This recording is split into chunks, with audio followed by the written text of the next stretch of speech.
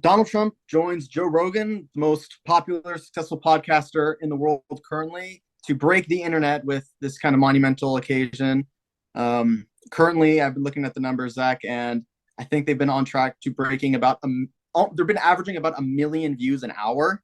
So we're only just a few hours away from the actual posting of the video, but it's pretty a monumentous occasion to see someone like Joe Rogan, this independent podcaster, influencer type person, and the former president and likely presidential winner of this upcoming election come together and have this big, really long formed 3 hour, conversation. What were your opinions on that? Yeah, so like I just want to break it down because I like before we get to the nitty gritty of the episode itself, I want to talk about the impact on two sides. One side, Donald Trump, president, potential president to be going on a podcast with this amount of tension, like Joe Rogan Experience. I think one way we could talk about it is compared to what Kamala Harris has been doing, right? She's been going pretty much on just mainstream news outlets like MSNBC, and at least she won Fox News for a different opinion, but then she went on CNN recently with Anderson Cooper. And that maybe amasses what, like 500,000 views? And when we talk about and compared to a podcast like the Joe Rogan Experience, like you said, now it's getting amassing about 1 million per hour. But like his episodes range to like 50 million to 500 million per episode. So to get that amount of attention, it's really important. And it proves that it was a very wise and strategic thing that Donald Trump did compared to Kamala Harris, who's only been on these mainstream news outlets, which are pretty much just geared towards an older audience. While if he wants to attract younger audiences, like younger men, Joe Rogan Experience is a very good way of doing that.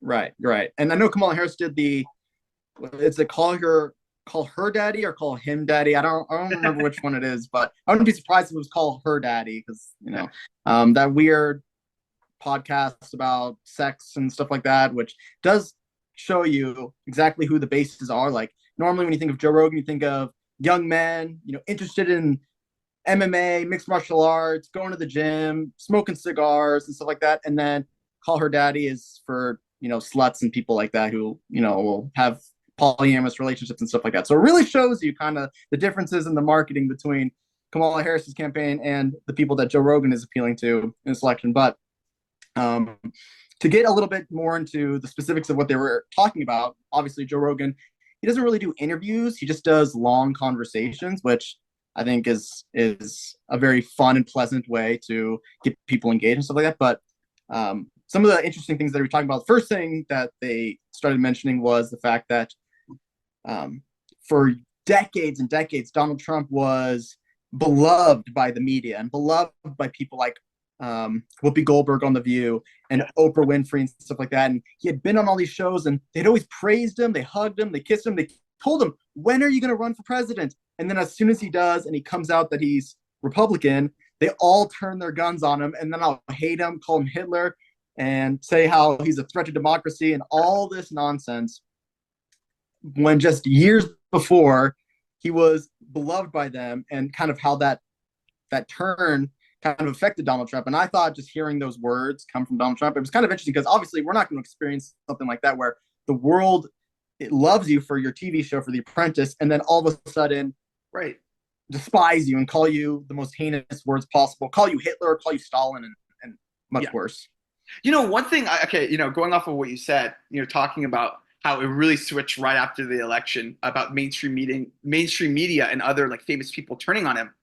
One thing that I found very interesting, in particular about this format compared to mainstream media, that people in podcasts could do 3 hours long of a person. Especially as someone as important as a former president. I don't think in history we've ever heard like a president speaking on this kind of format for this amount of long time.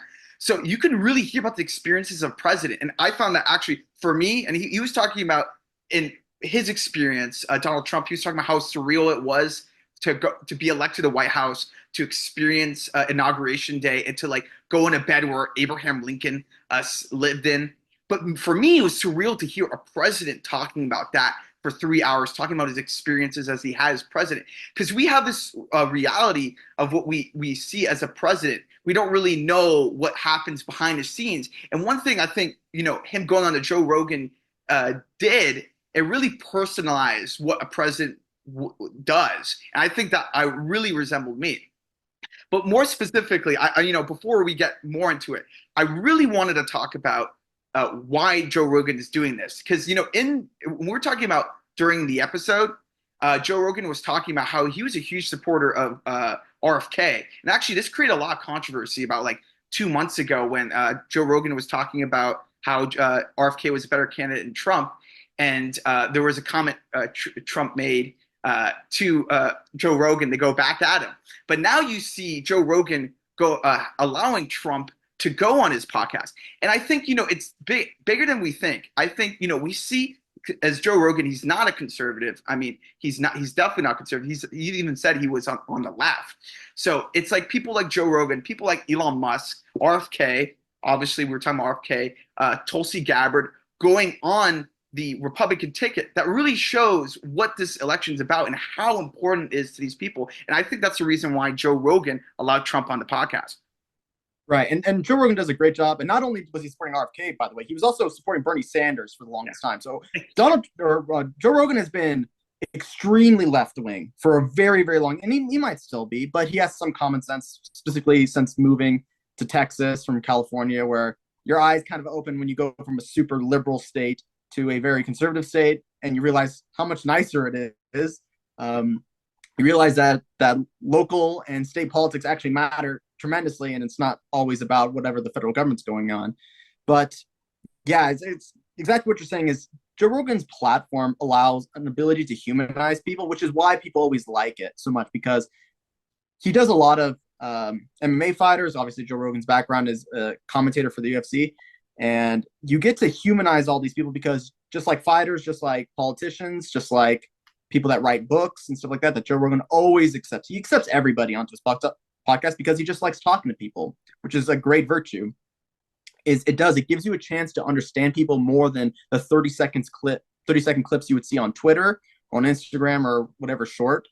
And so it really allows the personality of people to come together, which is partly why Kamala Harris is not going to go on Joe Rogan's podcast, even though she has an open invitation. It is something like that where her personality can come through for the next 3 hours that she probably is terrified of.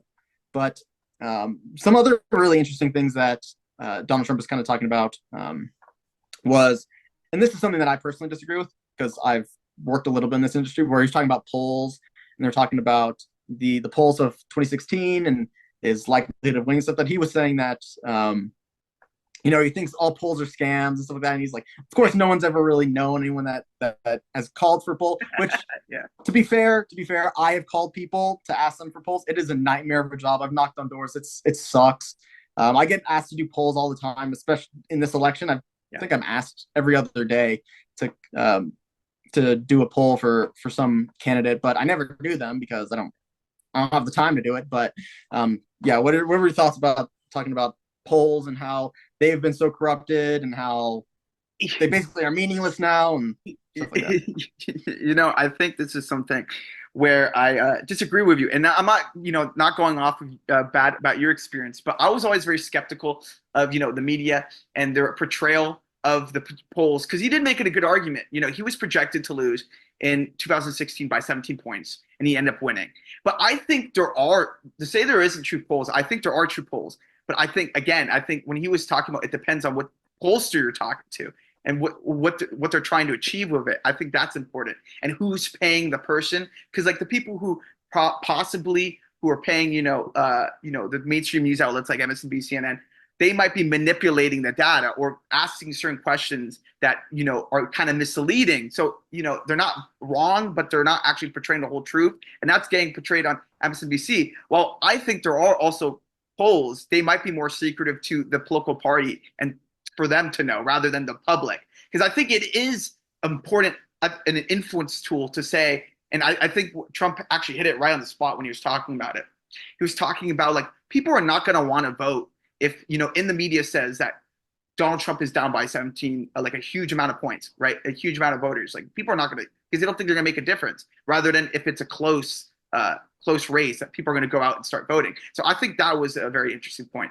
But going Yeah, off, yeah, yeah. So that actually that brings up a huge, actually really great point because, and for people that haven't worked on election campaigns stuff like that, some of the stuff they do is very very sophisticated, right? We're talking you have tens of millions of dollars, if not more, in Donald Trump's case, hundreds of millions of dollars to do like information gathering and investigation and stuff like this. And so you're absolutely right when you look at polls, the internal polls in a candidate or a campaign, the ones that you pay for, basically the rule of polls is that those are the only ones that matter. All the free ones that news outlets do, they're basically all nonsense because you're right, they can be manipulated in any which way possible. And for like the example that you were saying, the Wisconsin example, where he was down by 17 points and that ended up winning the state. Like obviously there was some sort of polling error going on if you're having him lose by that much, and he ends up winning the state.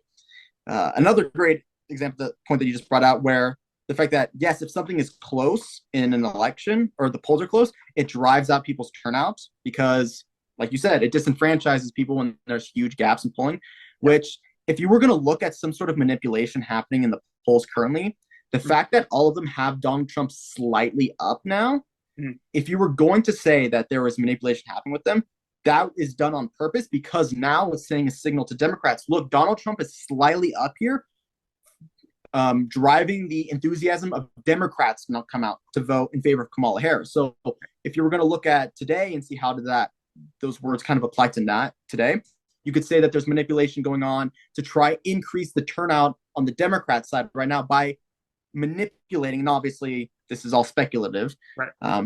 To increase Donald Trump's representation in the polls now just slightly, that he's winning, because all the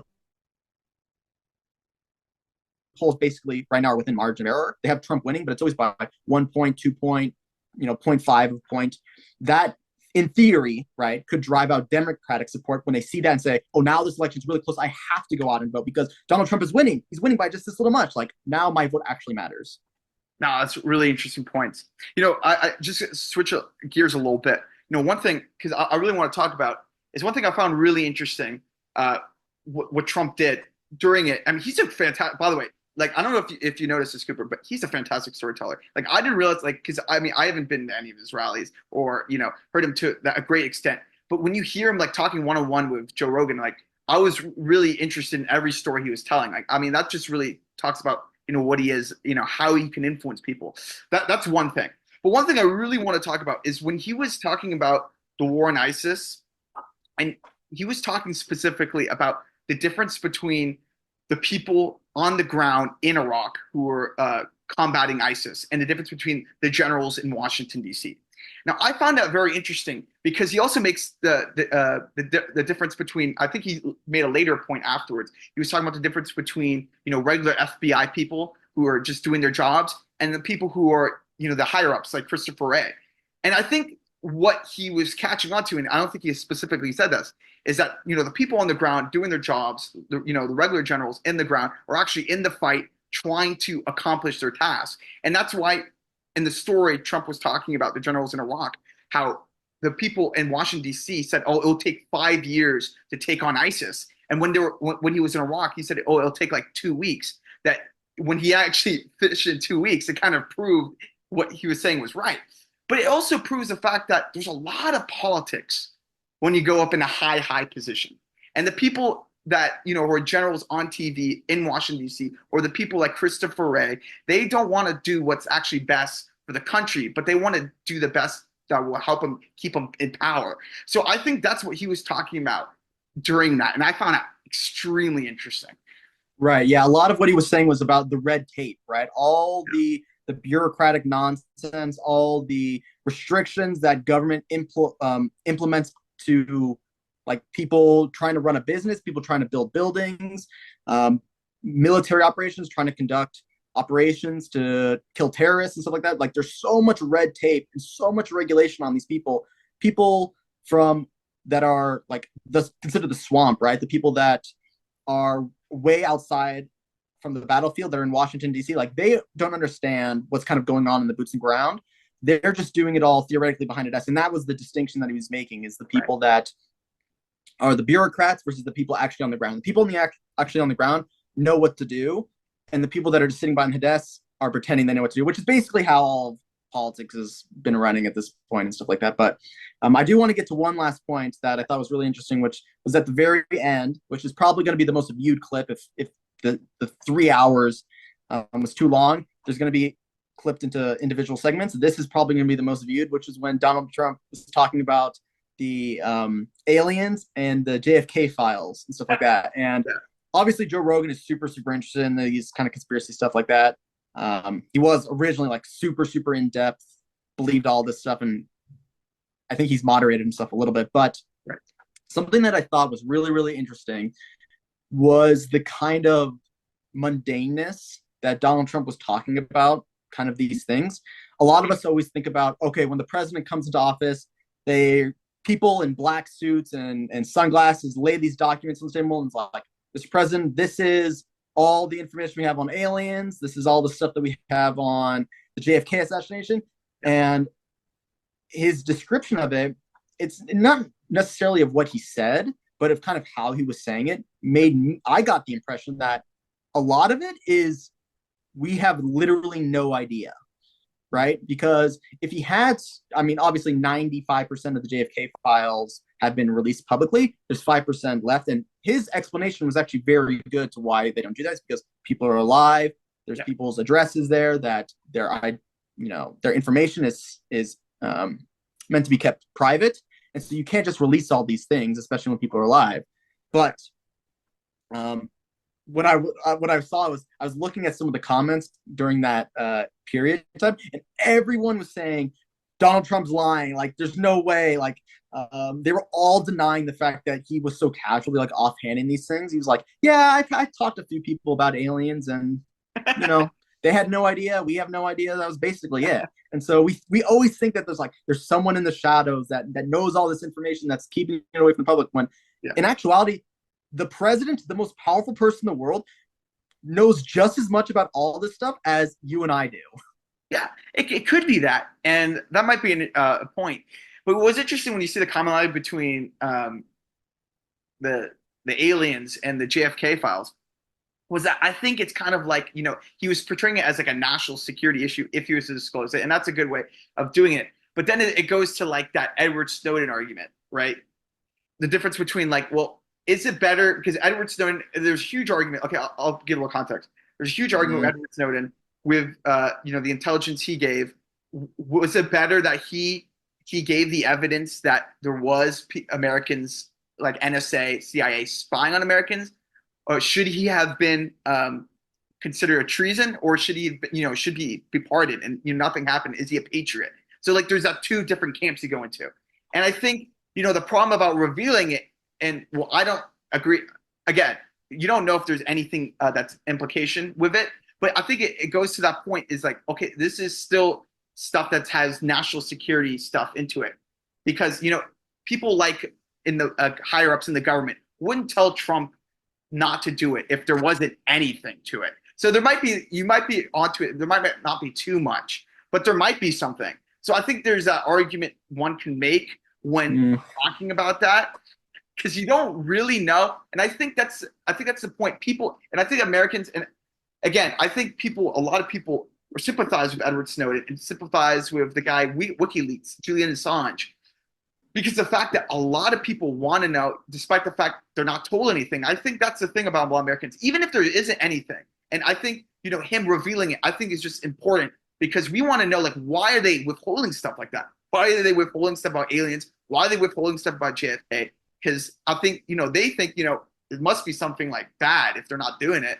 But just we all know, like, obviously spying on Americans have occurred and is a terrible thing, but you're starting to grasp at straws now, comparing that to aliens that had visited us from other planets, to say that like we have the bodies and we know what Area 51 was. We know what kind of they were doing experimental aircraft and stuff like that for decades. It's like, so but I'm sure Donald Trump says that he's going to release the documents. We'll see if he ends up doing that again. But my only point is to make is that it seemed very, very mundane the way he was describing these things. And Yeah. everyone in the comments was saying he's sweating. This is the only time he was nervous. And to me, it was like, you guys are crazy. And it's these people that want conspiracy theories to exist. Obviously, there are conspiracy theories, but Yeah. want these particular ones to Right. exist so Right. hard. And they're not willing to just accept the fact that maybe the most powerful people in the world don't actually know any of these things, what's going on. But I thought it was a really great interview.